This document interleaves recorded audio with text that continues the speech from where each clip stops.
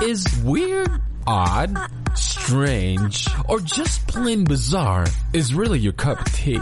Then the Golden State Media Concepts Weird News Podcast will give you that fix. Can't believe it? Well, listen for yourself as we deliver the strangest news you definitely won't find on CNN or Fox. It's the Golden State Media Concepts Weird News Podcast.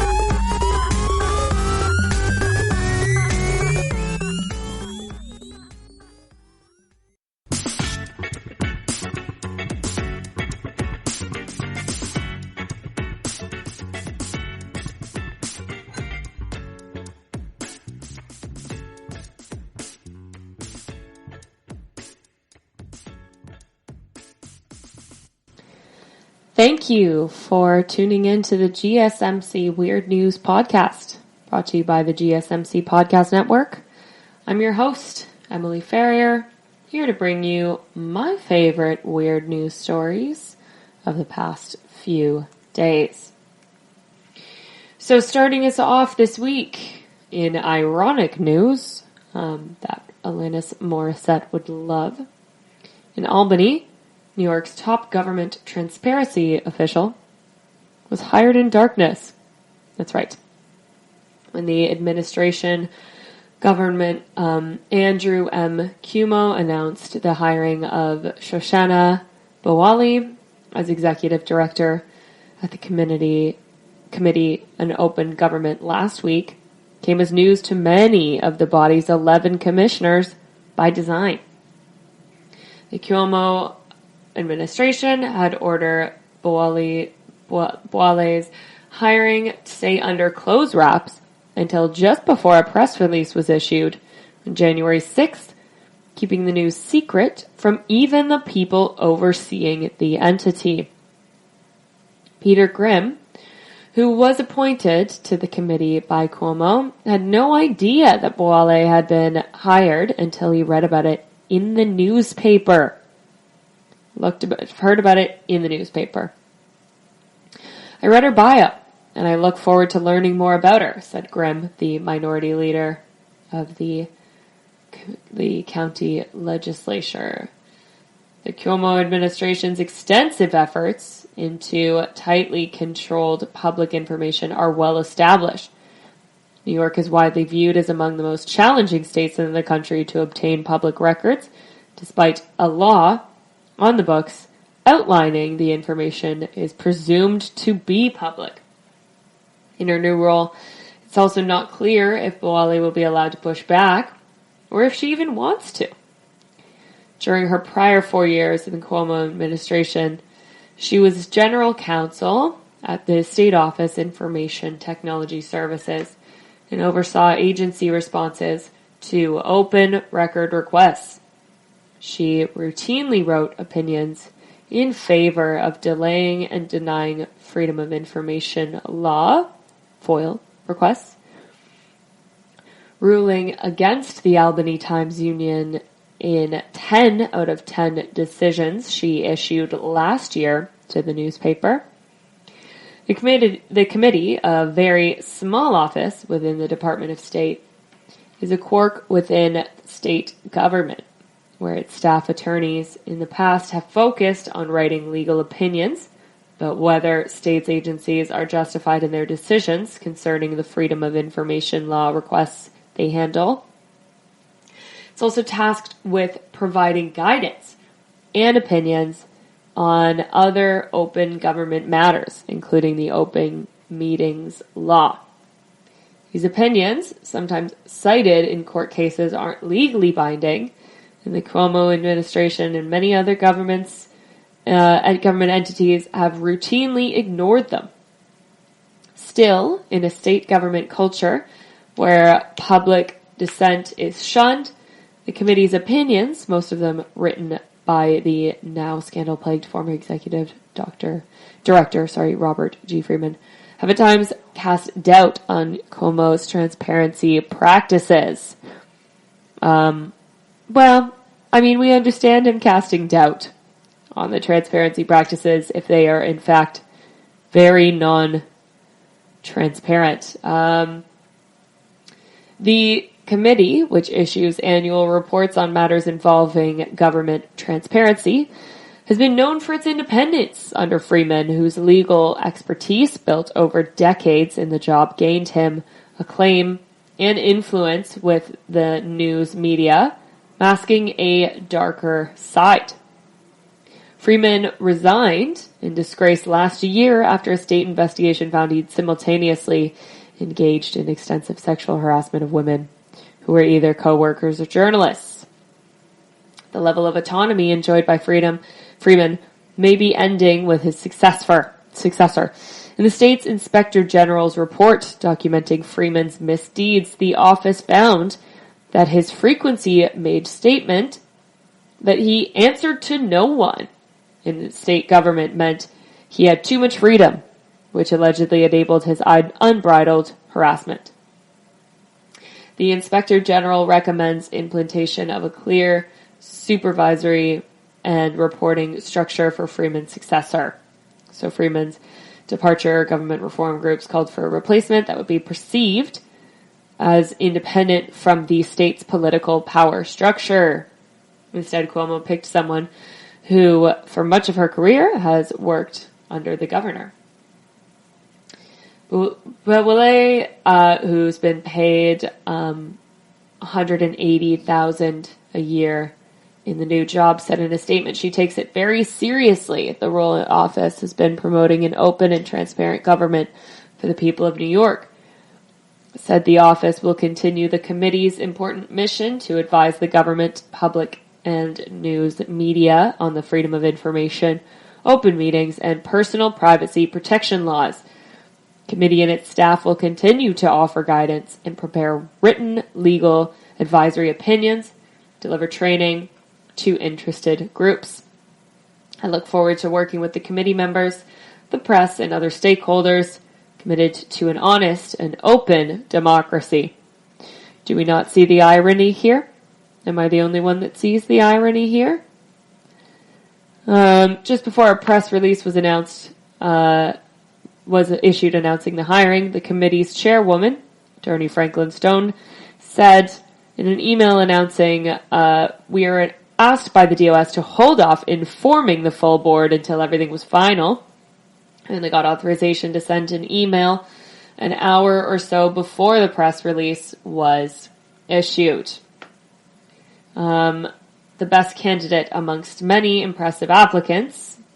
We are looking forward to her leadership as it enters a new era. So a little background on the reputation of the new hire as an adept attorney. In late 2017, an anonymous letter sent to Cuomo's office outlined still unproven allegations of wrongdoing by the leadership, sparked an Inspector General's investigation into the industry and a bunker mentality. Allegations were posted on the website, and office leadership shut down employees' access to website for their computers. So all of this all of this transparency stuff does not sound very transparent. I think the idea of like hiding somebody's identification, this intently before kind of exposing who it was, it seems a little ironic to me. Maybe that's just my perception, but I feel that if you're gonna announce the head of government transparency, hiring them in complete darkness, hidden from everyone, probably not the best start. Maybe that's just me. Yeah. So that one I thought was quite weird, quite odd. The irony of it I found kind of hilarious. When we come back from the break, we're going to talk about a new town opened in North Korea that is, it's interesting. We'll talk about it when we come back. Check Check out the show built around the women of MMA. From the UFC to the extreme cage fighting, we got the fights covered. Listen. It's the Golden State Media Concepts Women's MMA Podcast. The latest news of upcoming fights, discussions of previous matches. Join us as we talk to and about the biggest names in women's mixed martial arts, past, present, and future. When it's the women's fight game, you know where to listen to. The Golden State Media Concepts Women's MMA Podcast.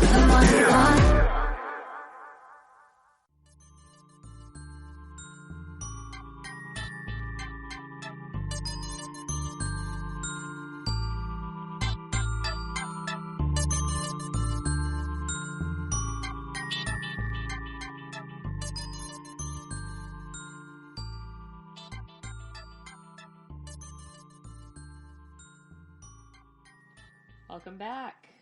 We talked about the irony of hiring somebody for transparency under disguise. And now we're going to talk about a town in North Korea that I find a little bit odd.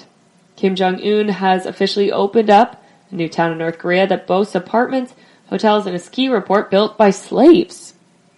Boasting about this.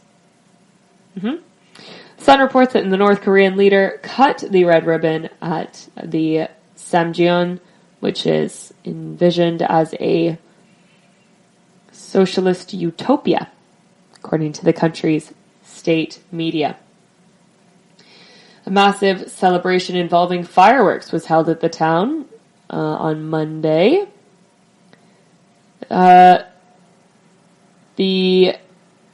A news article ran photos of Mr. Kim smiling as he cut the ribbon at the ceremony attended by thousands, while state television showed beige, green, and purple buildings covered in blankets of snow. Town is envisioned as a socialist utopia. Features new apartments, hotels, a ski resort, and a commercial, cultural, and medical facilities. Quite the weekend getaway, this socialist utopia built by slaves. I'm going to let you take from that what you will. Is that your idea of an ideal vacation? Sounds pretty horrific to me. It's turned into an example of a mountainous modern city under socialism, an epitome of modern civilization, they reported. To 4,000 families could be housed in the town, while 380 blocks of public and industrial buildings and hundreds of hectares, according to the agency. Correspondent specialist at NK News described the town as a model. It appears now, it has nice, clean facades and unique, ornately designed buildings that would not resemble really any other city in North Korea. Someone roaming around as a tourist would not stumble into less well-kept areas away from the main road, in the case of other cities. The town is quite small and walkable, measuring around 2 to 3 kilometers in each direction.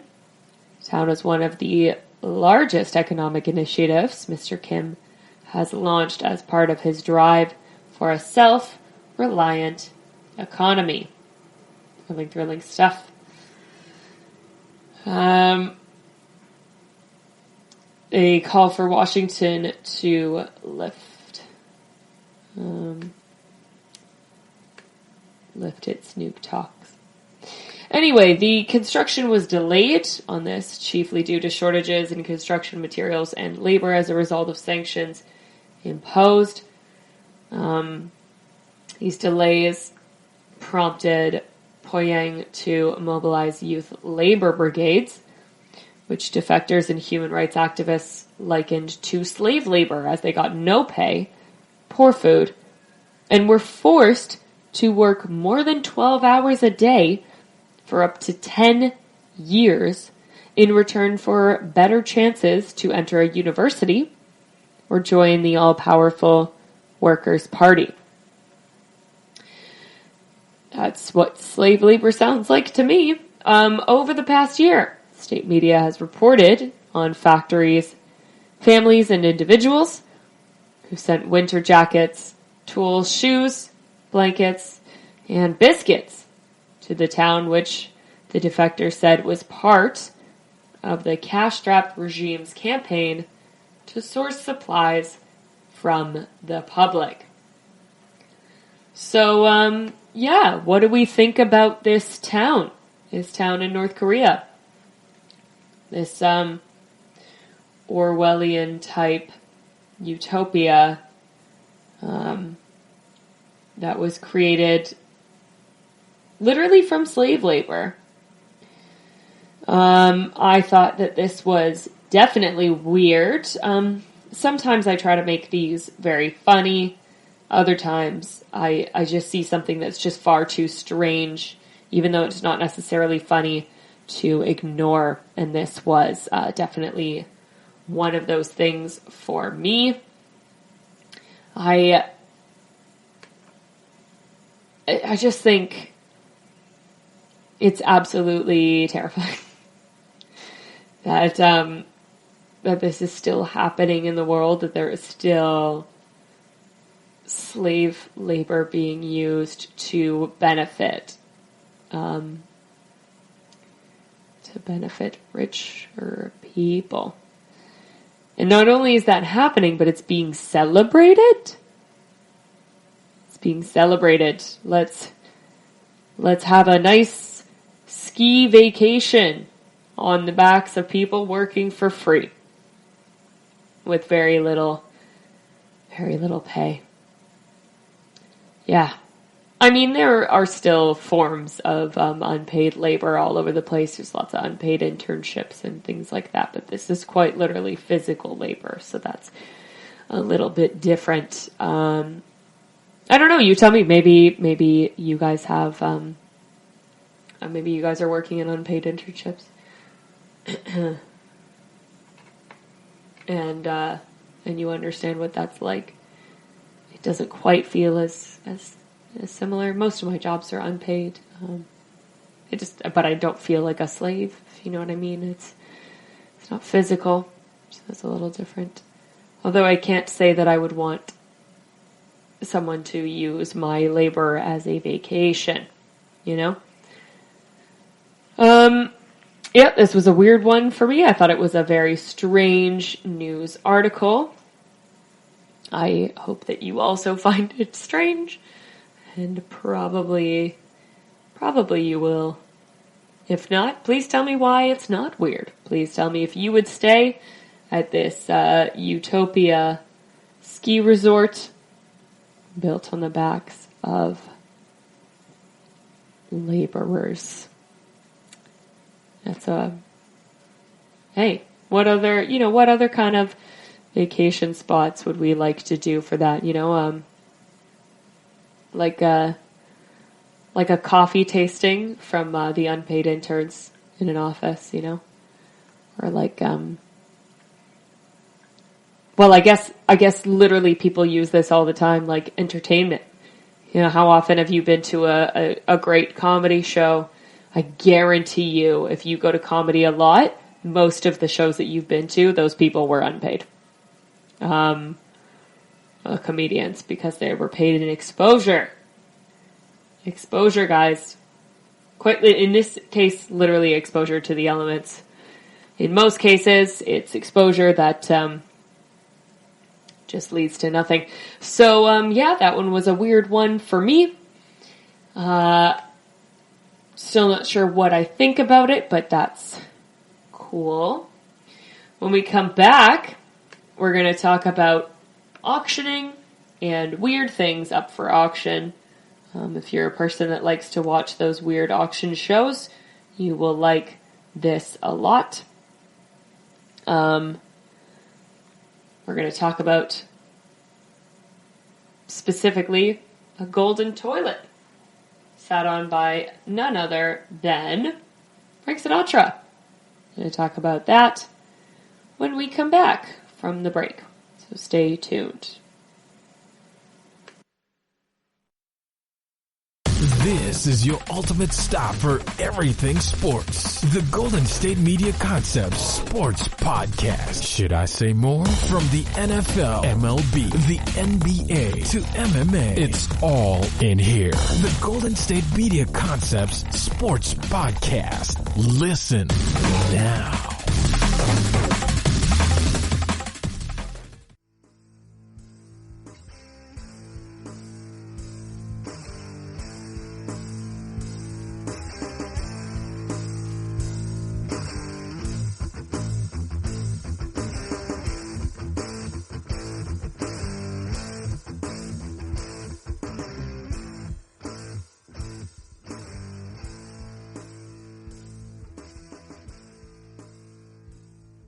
Welcome back. For the break, we were talking about some weird socialist utopia getaways. And now we're going to talk about items from Frank Sinatra's Chairman Suite in Atlantic City being on the auction block. CBS Philadelphia reports allowing the public a chance at living like the chairman of the board. S&S Auction in Swedesboro, New Jersey, recently purchased the contents of Sinatra's executive suite at the former Golden Nugget Casino in Atlantic City. And this Sunday, it's all up for sale. You'll have a chance, as the public, to own something that Frank Sinatra sat on or slept in. S&S Auction marketing manager David Barenblit told CBS some of the items were used by Sinatra to entertain his famous friends. Others, like a marble toilet with a gold seat, are flush with Hollywood opulence. These would probably have cost somewhere around $20,000 to $30,000 when they were new, he said. Casino mogul Steve Wynn's direction, items from around the world furnished Sinatra's enormous 1980s suite. Some items can be had for a few $100s or less. Others, like Ferdinand Berthold clock, could fetch hundreds of thousands of dollars. The clock is ornamented in bronze with an ebony case. So these pieces acquired very, very expensive, very exciting. You could be sitting on the same toilet that Frank Sinatra sat on, and it's gold. So that's cool, right? Would you buy a toilet that a celebrity has sat on, or is that super weird? You tell me. So because of this story, I wanted to see what other odd things people have bought in the past at auctions. So let's get into it. Yeah? Should we get into it? Should we talk about weird stuff? Let's do it. So here's the 15 weirdest things that people bought in auctions. New Zealand. Yep. The country New Zealand. A man from Australia thought it'd be hilarious to try and auction off the country on eBay. Country bid started at 1 penny. Neither eBay nor the Prime Minister of New Zealand thought it was very funny. Thought that kind of stupidity I'll leave to the tabloid media, said the Prime Minister when he learned that the auction had risen $3,000 before it was cancelled. Number 2, another toilet. J.D. Salinger's toilet, specifically. 2010, the couple who bought the late and famously reclusive author's home decided to auction off his commode. Bids started at $1 million to sit where the author Shirley pondered some of his greatest work and tweets. Number 3, a taxidermied ostrich. A rare northern Italian taxidermied ostrich made in 1785 was auctioned off by Christie's in 2013 for $40,000. It's a lot of money for a dead bird. Number 4, cake. Slice of cake from the 1947 wedding of Prince Philip and Queen Elizabeth was recently sold in an auction for $730. In addition to this slice of cake, a note with the compliments of Prince Philip and the Queen herself. I hope they didn't eat it. That's some old cake. Number 5, a violin. The Titanic's band leader, Wallace Hartley, famously continued to play his violin as the ship sank into the northern Atlantic Ocean to soothe frantic passengers. When his violin went up for auction, it sold in 10 minutes for $1,025,000. Number 6, a single record. When the band The Sexual Objects released their album Marshmallow, they decided to release just one copy on vinyl. The auction went off on eBay and sold for $5,500, which is considerably less than the album would have made had it been distributed by a label. So probably not the smartest move. This one is super weird. Actor's breath. A man auctioned off a jar that he claimed could possibly, not 100%, but possibly be filled with the breath of Angelina Jolie and Brad Pitt. He had virtually no evidence that it did, nor is this even possible. But the jar sold, nonetheless, for $444. Number 8, a wedding ring. People have a weird fascination with Lee Harvey Oswald, the man who murdered President John F. Kennedy, and his wedding band went for sale, sold to an anonymous Texan for $118,000. A spacesuit worn by Justin Bieber when he paired up with Ozzy Osbourne to shoot a commercial for the Super Bowl in 2011 was sold to an anonymous bidder. Obviously, I wouldn't want anyone to know if I'd bought that. For $5,580. Number 10, a watermelon. A rare black watermelon from Japan sold for $4,053, making it definitely the most expensive watermelon in the world. I hope it tasted really good, because that's a lot of money for a melon. Number 11, dirty underwear. Elvis wore a pair of underwear underneath one of his infamous white jumpsuits during a concert in 1977. The stained underwear failed to find a buyer when it went to auction. That's good, because that's gross. Skeleton of a man wearing a tuxedo along with his bride, a female skeleton clutching a Bible, was sold for $950. Sounds like a deal, right? If you want human remains. A negligee, a floor-length black negligee owned by Monica Lewinsky, was part of 60 items inspected by the prosecutor Kenneth Starr in the case against President Bill Clinton. Items were supposed to go for no less than $50,000, but their actual selling price was unknown. Human hair.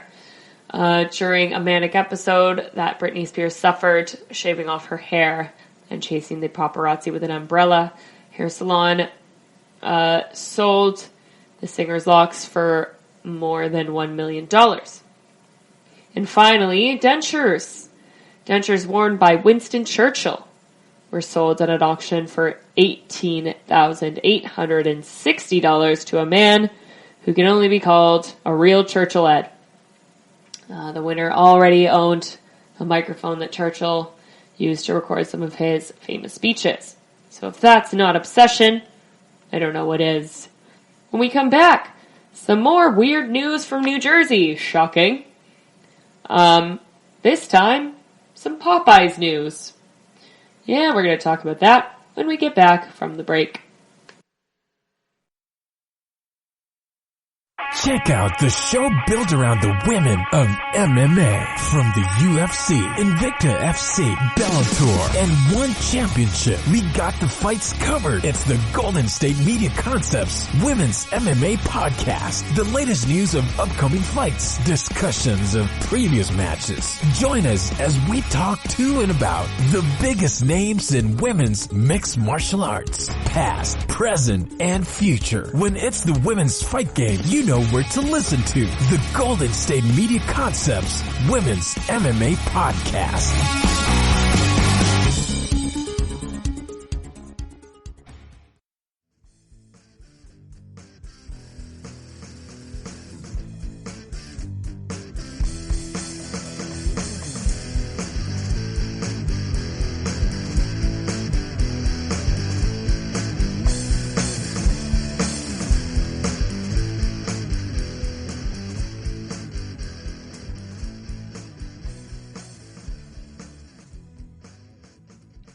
Welcome back. When we left, we were talking about an auction in New Jersey that was selling a gold toilet and some various other weird things that have been auctioned off throughout the years. Now we're going to change her up a bit, and we're going to talk about another thing that happened in New Jersey at a Popeyes. Popeyes chicken sandwich has been an agent of chaos in an already chaotic year. It's been the purported cause of food fights, fist fights, a car wreck, a threatened shooting, and a stabbing. Could be argued that if people are going to act like a-holes, they're going to act like a-holes whether or not there is a sandwich involved. But it can be proven that the drive-thru at a certain Popeyes in Rutherford, New Jersey, is causing traffic jams on Route 17. Police have decided they can take action, and they will. So an electronic sign has been posted outside of Popeyes that a sandwich isn't worth a ticket. Do not delay traffic. Pretty simple, straightforward.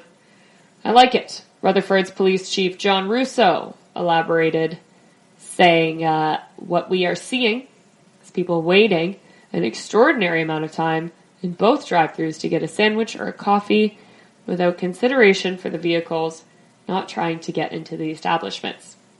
Recommended that people park their cars and actually go inside to Popeyes for their sandwich. Neither Russo nor the police department would tell the TV station if any tickets have been issued for people desperate for chicken. That's a lot of work for a chicken sandwich. I'm not that particularly I don't eat meat, but I'm not particularly passionate about any food that much. To be honest, if I see a drive-thru that has more than 2 cars, I'm not going in, you know? I'll just walk into the restaurant. I'd rather wait inside than in a car. Is that weird? That I would rather... Yeah, no, it's not weird. I think I would rather just wait inside. And I don't think I would fist fight anyone over a sandwich unless I was really hungry. So that's a little weird thing of the law having to kind of intervene in a very strange story.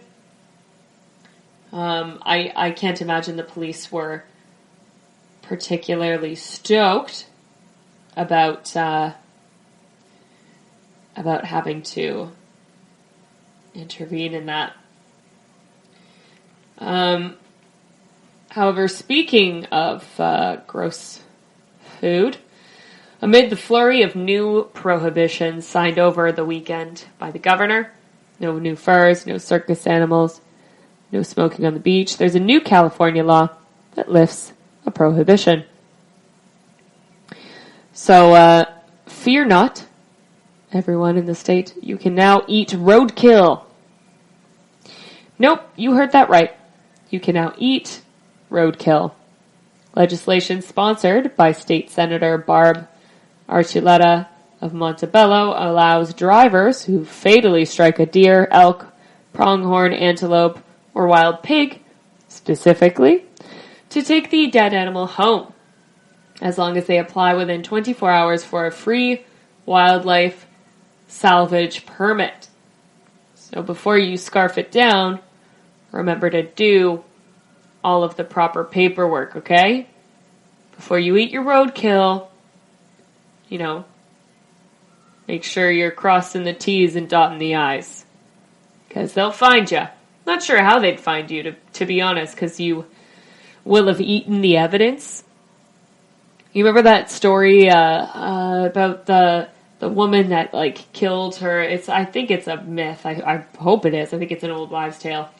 About the woman who killed her husband with a lamb shank and then cooked it for the cops for dinner. So that the murder weapon was gone. It's like that, The new law also allows such salvaging by people who have happened upon recently dead animals on the road. How does that 24-hour work? There. Is it 24 hours from the animal dying or from you picking it up? Because either way, how do you prove it? That's a hard one to prove. I would like to know that. Hi, California cops. Help me out. How do you prove that? Please write in. I need to know. The practice would not be allowed on interstates. That's where it gets tricky.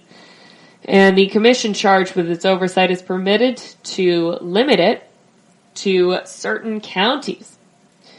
So be careful, okay? You're going to bear in mind which county that you're in before you eat the roadkill. Make sure you're checking that out before the law's signing. Only officers of certain state and local agencies could legally pick up roadkill, presumably to dispose of it.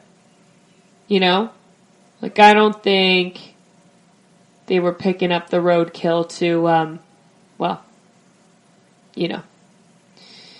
manja. I think they were probably just getting rid of the bodies. So don't run to your barbecues just yet. The law will go into effect in 2021 with the launching of a pilot program that includes creation of a mobile app for requesting a permit. SB 395 shares a number with the highway running along the east side of the Sierra. Was approved by a vote of 40-0, unanimous baby in the Senate, and 63-5 in the Assembly. The Assembly members not voting, I don't think I'm going to mention. They need their privacy too. Okay, they probably had their reasons for not wanting to eat roadkill. Although, what could they possibly be, am I right? How could you not want to eat roadkill? That sounds very appealing. Although, environmentally friendly and conscious. So who's the real villain, That's right. What do you think? Disgusting? Awful? Or, kind of great? As long as you season it well. And probably cook it very high temperature. Because of disease and such. I'm just looking out for you. If you're going to be eating the roadkill, do it right, is all I'm saying. Just trying to be on your side here, kids, okay? Yeah. So, that's all for our roadkill news. Can't believe I'm saying that.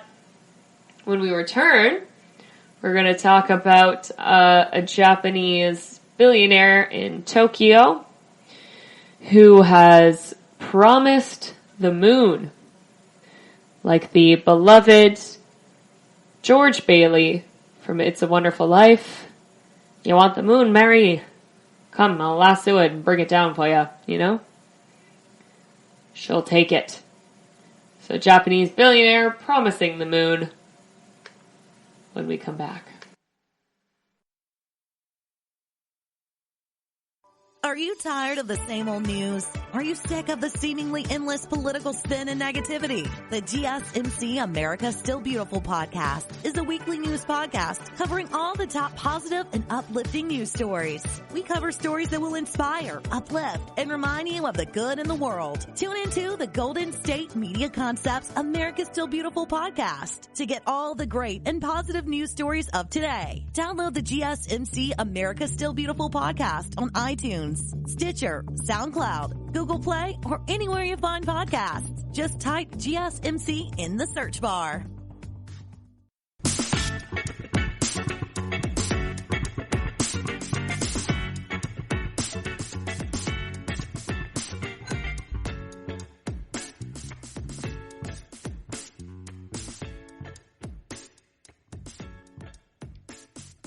All right.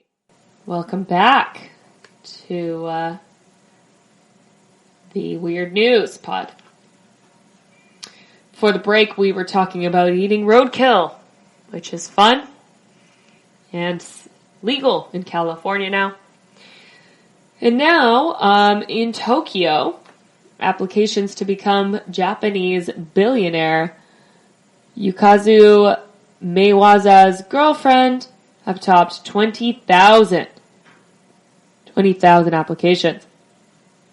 Streaming service Ibima TV said on Thursday ahead of its documentary search for a life partner to take them on a moon voyage.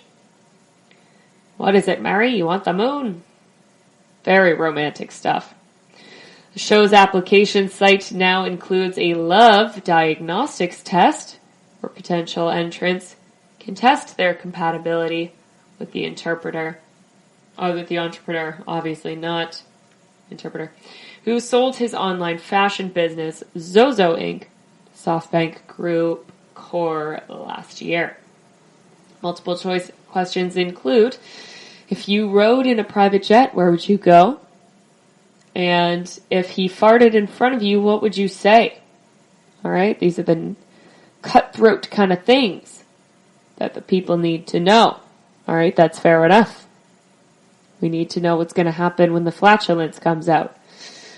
With users presented with a photo of the billionaire varying from happy to sad, depending on their score. Yeah. So, a little initiative, a little feedback right there. This is what I would look like if I saw you. The TV, Ibema TV, backed by an online ad agency CyberAgent, broadcaster TV Asahi, is one of Japan's foremost proponents of the reality dating show, securing him for full moon lovers. It's great for the service, aims to generate social media traffic, and targets young viewers who are turning off TV because everyone's online now. Current and upcoming shows include one in which Japanese-speaking female contestants are paired with foreign men who don't speak their language, and another one in which women go on dates with princes several years their junior. So a little twist on The Prince and Me, or The King and I, or Princess Diaries. Japanese broadcasters have been slow to offer streaming events, even as ad spending shifts online, worried about upsetting their regional TV networks by offering nationwide streaming services. Public broadcaster NHK, which had been legally constrained from offering such services, will begin streaming in April. Following rule changes last year, the reality dating format got a boost in Japan when the success of the hit show Terrace House, which was developed by broadcaster Fuji Holdings before being picked up by Netflix, building an international fan base through its relaxed tone and mild-mannered contestants. So, that was an interesting story I read. But wait, guys, there's a twist. Because immediately after this story, I read another one. A Japanese fashion billionaire, Yusaku, has pulled out of his documentary search for a girlfriend to take us on a voyage around the moon, with Elon Musk's SpaceX citing his quote-unquote mixed feelings about participating. So these stories were actually launched 2 days apart, which is why I wanted to report them back to back like that, and come at you in real time with it, because it's just hilarious.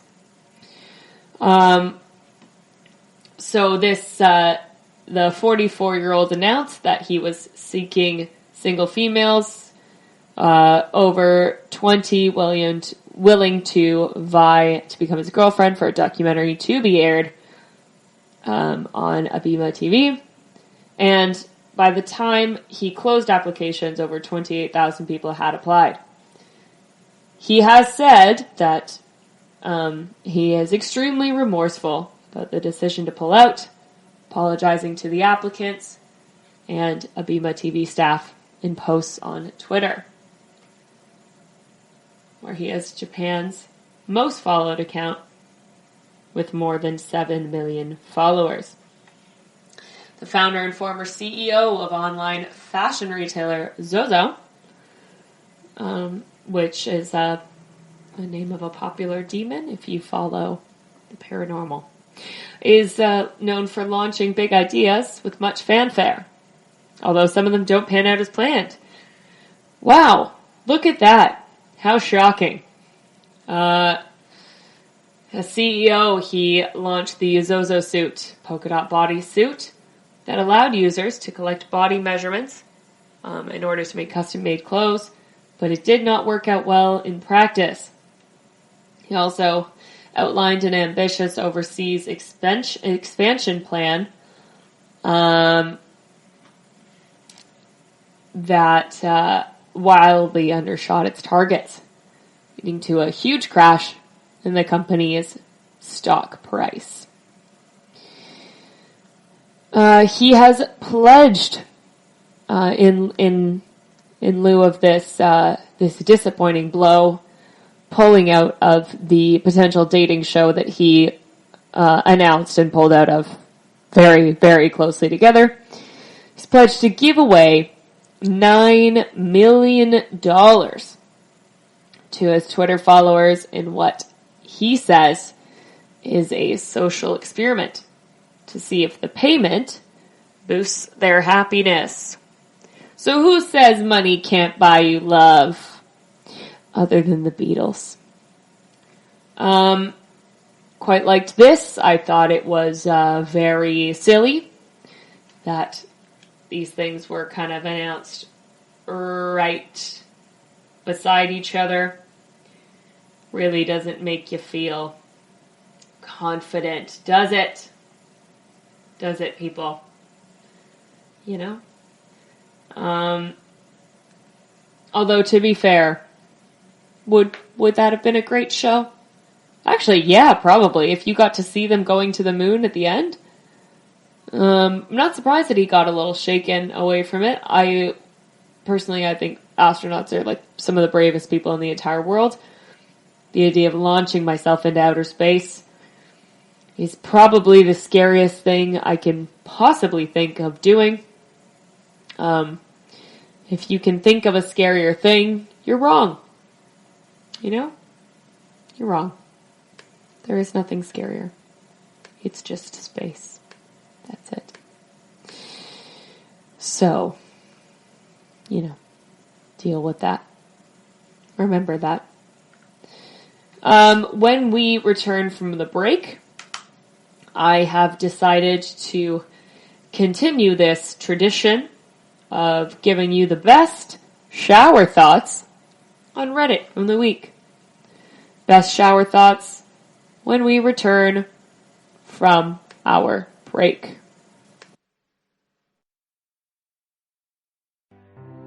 The GSMC Life and Happiness Podcast takes you on a journey of exploration. We'll discuss tried and true methods alongside the latest trends of how to best live your life to its fullest and happiest. From psychology to meditation, science to self-help books, the GSMC Life and Happiness Podcast will help you to discover what makes you happy and how you can live life being the best you possible. Download the GSMC Life and Happiness Podcast on iTunes, Stitcher, SoundCloud, Google Play, or anywhere you find podcasts. Just type GSMC in the search bar.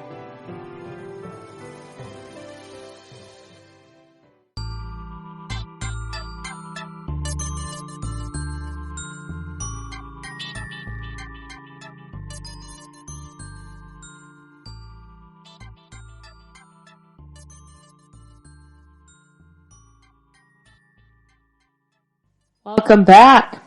So when we left off, we were talking about a failed experiment from a billionaire to have a dating show that ended in him launching himself and his partner into space. So on that note, I think we should talk about the best shower thoughts in Reddit this week. So here are some very fun shower thoughts from Reddit. If you believe the earth is flat, do you also believe the sun and moon are flat? Something to think about. Can't believe one without the other, right? A jail and a prison are basically the same thing, but a jailer and a prisoner are totally different. Interesting how the suffix changes it. However true or deep a meme may be, it's got grammatical errors. It instantly makes all those who shared it look dumb.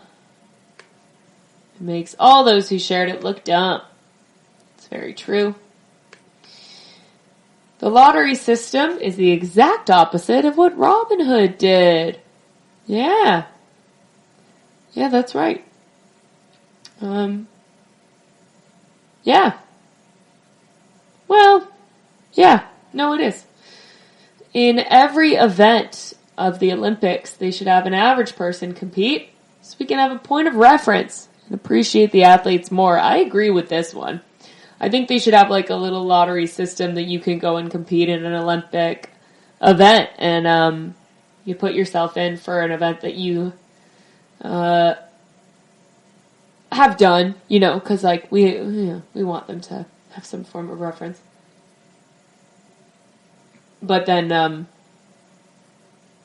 we see them next to actual athletes. People say life is short, even though it's literally the longest thing we'll ever experience.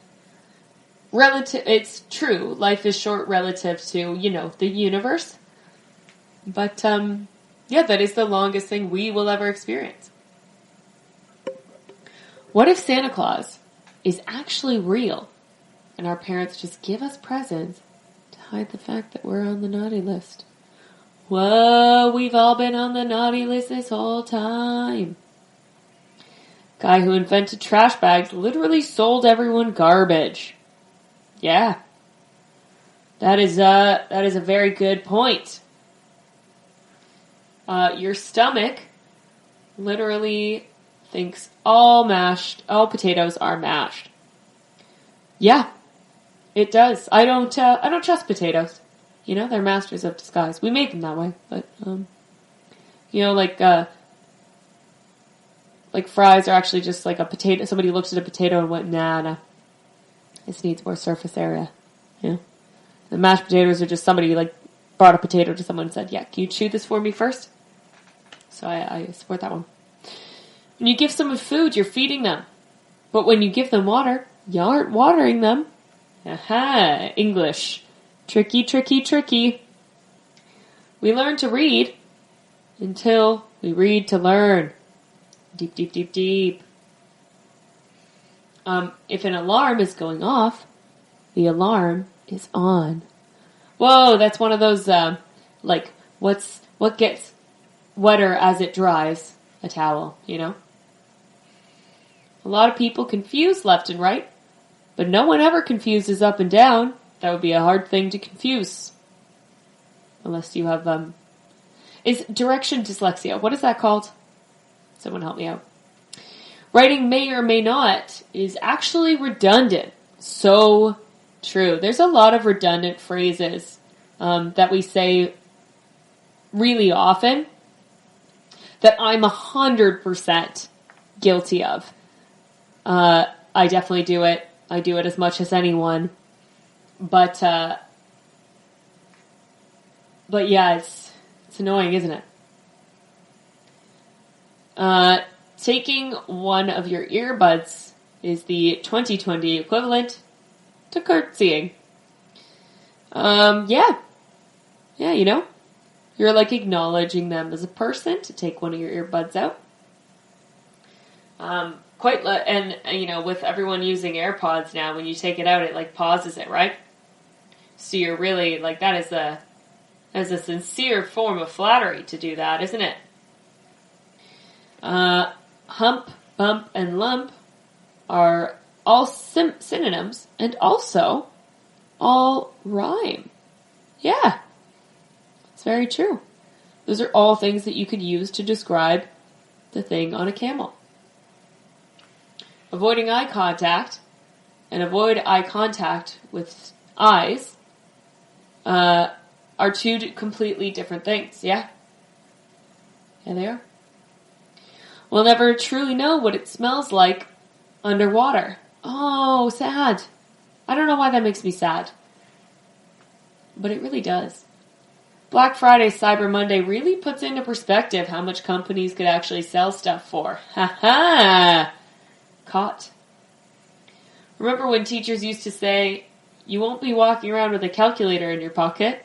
Well, look at us now. It's very true. If Apple made a house, would it have windows? Whoa! A day includes the night, but the night doesn't include the day. True. A fine is a tax for doing wrong. A tax is a fine for doing well. Whoa. That hurts.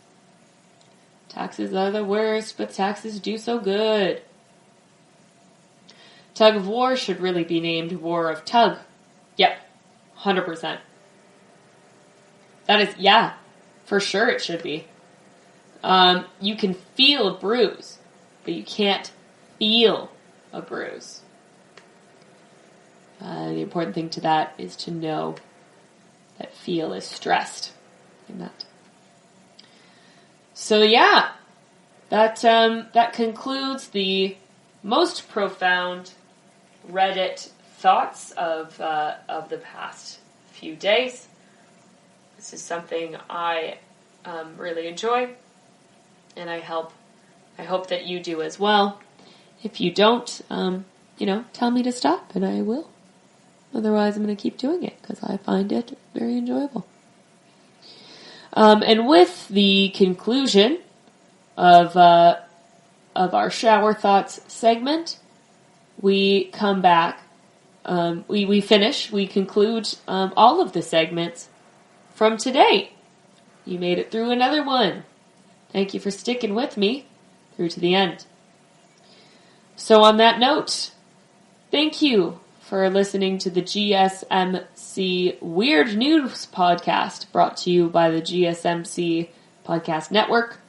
I'd like to ask that you please remember to subscribe to the show and write a nice review of me. And rate the episode. Please rate the episode. It really helps us boost in the algorithms. Also, please follow us, on Facebook, Twitter, and Instagram. Thank you, and have a great night.